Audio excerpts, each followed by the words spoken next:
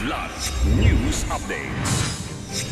Mga balita ngayon, isang NPA patay sa engkwentro sa militar sa Camarines Sur. Vintage bombs magkahiwalay na narecover sa Davao at Cebu City. Lalaking tumalon sa Iloilo Strait para lumangoy patungong Guimaras na rescue ng Coast Guard. Ako po si Cesar Soriano para ihatid ang mga nangungunang balita sa buong kapuluan. Ngayon, isang miyembro ng New People's Army o NPA ang nasawi sa engkwentro laban sa mga militar sa Sitio Bansuray, Barangay Belwang, Lupi, Camarines Sur, Kamakalawa.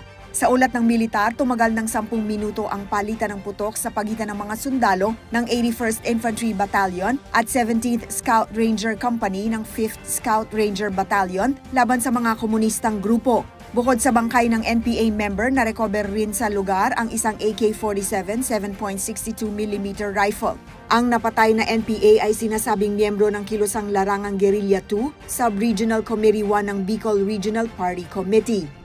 Makalipas mahukay ang dalawang vintage World War II bombs at isang Japanese grenade sa compound ng UP College of Medicine sa Maynila kamakailan, dalawang magkahiwalay naman na vintage bomb ang naispatan sa Davao at Cebu City. Unang nahukay noong Lunes ng umaga ang isang unidentified explosive ordnances sa isang construction site sa R. Castillo, Barangay Lapu-Lapu, Agdao, Davao City. Agad namang rumesponde ang mga kasapi ng Explosive Ordnance Disposal Team para i-turn over sa City Explosive and K9 unit ang nasabing bomba para sa proper disposition. Noong kamakalawa lang din ang narecover ng mga tauhan ng Waterfront Police Station 3 ang isang vintage bomb sa isang construction site sa loob ng compound ng Commission on Audit, Central Visayas, sa MJ Cuenco Avenue, corner V. Soto Street sa Barangay Tinago, Cebu City.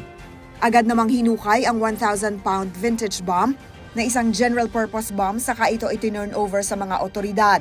Idineklara rin agad na ligtas ang lugar sa naturang pampasabog at walang dapat pangambahan ng mga residente. Nasagip ng Philippine Coast Guard o PCG, Coast Guard Station Iloilo ang isang 22 anyos na lalaki na nagtangkang lumangoy mula Fort San Pedro, Iloilo City patungong Guimaras Island noong July 8, 2025. Kinilala ang lalaki bilang si Joshua Mondejar ng Molo, Iloilo City. Ayon sa ulat, nakatanggap ng impormasyon ang CGS Iloilo hinggil sa isang lalaking tumalon sa dagat. Agad na rumesponde ang kanilang Deployable Response Team o DRT at nagkaroon ng search and rescue operation. Natagpuan si Mondejar na palutang-lutang sa kalagitnaan ng Iloilo Strait. Gamit ang bangka, iniahon siya ng mga rescuer at agad na dinala sa himpilan ng Coast Guard para masigurong ligtas at nasa maayos na kalagayan. Nakipag-ugnayan na ang CGS Iloilo sa pamilya ni Mondejar at sa Department of Social Welfare and Development o DSWD upang matulungang makauwi ang lalaki. Para sa Kidlat News Channel, ako si Rosalyn Sinchonko, nag-uulat. ako po si Cesar Soriano, kasama nyo sa bawat pagputok ng balita.